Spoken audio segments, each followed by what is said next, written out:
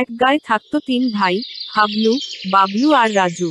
তারা সারাক্ষণ ঝগড়া করত, কে বেশি বুদ্ধিমান, কে বেশি শক্তিশালী। আমি সবার বড়, তাই আমার কথাই শেষ কথা, আমার কথা সবার মানতে হবে। বুদ্ধি না থাকলে বড় হওয়ায় কি লাভ? আর শক্তি ছাড়া কেউ কিছু করতে পারে নাকি? তোমরা নিজেদের বড় বললেই হলো। তাদের এমন ঝগড়া দেখে তাদের বাবা এসে বললেন,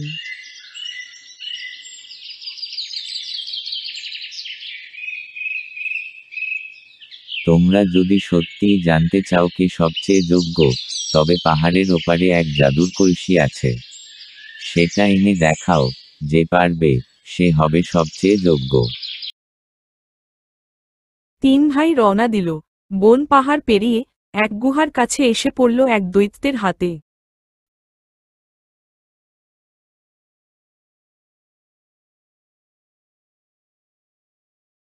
তোরা এখানে কেন এসেছিস?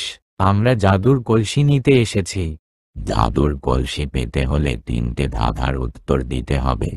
যদি না পারিস তাহলে তোদের আমি বন্দি করে রাখব।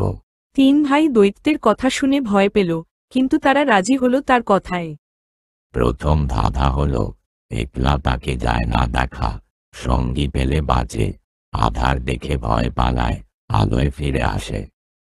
তিন ভাই চিন্তায় পড়ে গেল। সবাই ভাবতে লাগলো কি হবে ধাঁধার উত্তর। ভাবতে ভাবতে রাজু হঠাৎ পেয়ে গেল, সে উত্তরটা বলল। তোমার ধাঁধার উত্তরটা হলো ছায়া। তোর উত্তর ঠিক হয়েছে। এবার দ্বিতীয় ধাঁধা। 3 অক্ষর নামটি তার, আছে সবার ঘরে। প্রথম অক্ষর কেটে দিলে খেতে ইচ্ছে করে, মাঝের অক্ষর উড়ে গেলে বাজে সুরে সুরে। তিন ভাই আবার চিন্তায় পড়ে গেল। সবাই ভাবতে লাগলো কি হবে ধাঁধার উত্তর। এবার ভাবতে ভাবতে বাবলু পেয়ে গেল উত্তরটা। সে উত্তরটা বলল। এই ধাঁধার উত্তরটা হবে বিছানা। হ্যাঁ, তোর উত্তর ঠিক হয়েছে। এবার তৃতীয় ধাঁধার উত্তর দে। মাথার উপর পাতার মুকুট, শরীর ভরা চোখ, আনন্দেতে মিষ্টি সে ফল, নুন দিয়ে খায় লোক। তিন ভাই এবার ও চিন্তায় পড়ে গেল। সবাই ভাবতে লাগলো কি হবে ধাঁধার উত্তর, কিন্তু এবার ছোট দুই ভাই কিছুতেই চিন্তা করে বের করতে পারছে না। হঠাৎ বড় ভাই বলে উঠল। পেয়েছি তোমার ধাঁধার উত্তর। উত্তরটা হলো আনারস। তারা তিন ভাই মিলে বুদ্ধি খাটিয়ে সব উত্তর দিল। দৈত্য খুশি হয়ে তাদের জাদুর কলসি দিল।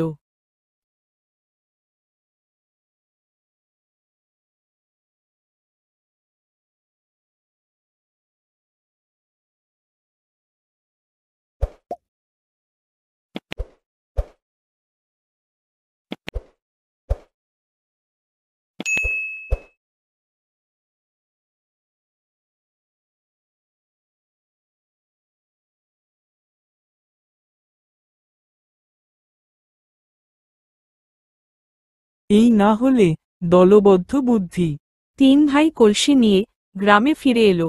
কলসি থেকে বেরোলো আলো, আর সেই আলোয় লেখা, লোভ নয়, একতাতেই শক্তি। ভাই রে ভাই, আজ থেকে আর ঝগড়া নয়। হ্যাঁ, আজ থেকে আমরা 3 ভাই এক হয়ে থাকব। আমাদের একতাই আমাদের শক্তি।